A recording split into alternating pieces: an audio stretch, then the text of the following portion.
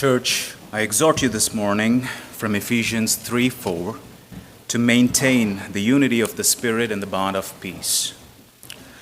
For an enterprise to succeed, whether it be family, business, a sports team, or a nation, there must be unity among the people involved. The same is true even more for the church. But notice that Paul does not ask the church to attain or achieve this unity, but rather he asks to maintain the unity. He exhorts us to maintain the unity that Christ secured for us on the cross by breaking down in his flesh the dividing wall of hostility. So the foundation of our unity is not the mission statement that we agree upon, but rather it is built on the reality that we are indwelt by the one Spirit of God and we belong to one family of God. And our job is to simply guard what Christ has graciously gifted us.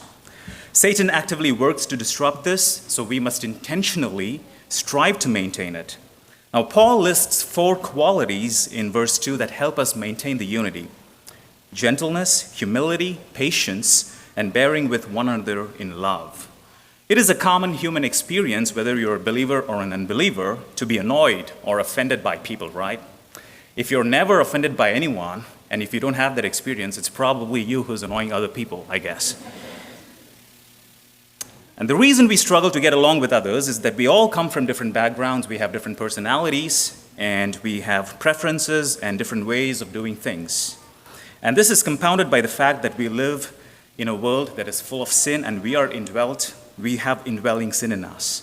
We sin against others, and we are easily offended when someone sins against us. But think about the humility, gentleness, and patience and forbearance of Jesus. Think about what he had to put up with.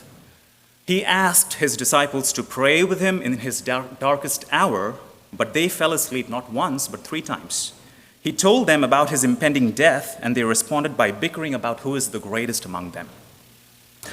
He loved children, but the disciples would not let little children come to him. And the list goes on and on. Once John and James wanted to burn down a Samaritan village because they refused to receive Jesus.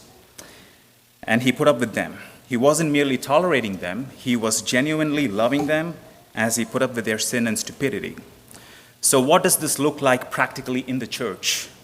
It means that sometimes you let go of some offenses. The sin is so insignificant that raising it would cause more harm to the relationship than the offense itself. Sometimes you choose not to exercise a right for the sake of others.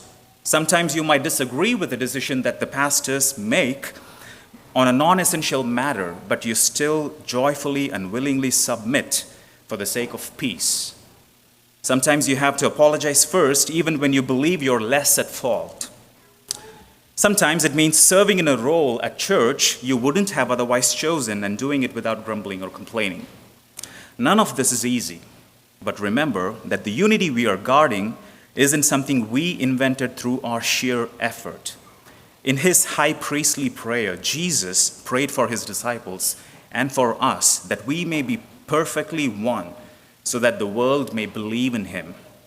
The success of our mission to make disciples is dependent on that unity, and Jesus still intercedes for us. So ask yourself this morning, are you working to maintain the unity of the Spirit so that our church can thrive and grow and fulfill its God-given mission?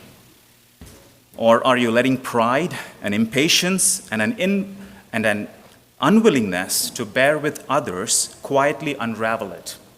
Christ has already bound you to the people around you, and your calling now is to simply not let go. Amen.